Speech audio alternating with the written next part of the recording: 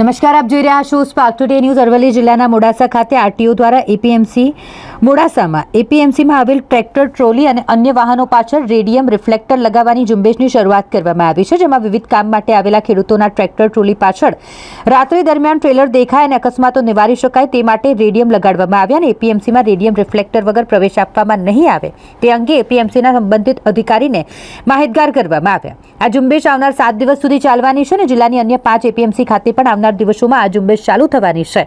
આ કાર્યક્રમમાં અરવલ્લી જિલ્લાના મોટર વાહન નિરીક્ષક એચ કે કનોજિયા તથા એપીએમસી માર્કેટના કર્મચારીઓ હાજર રહ્યા।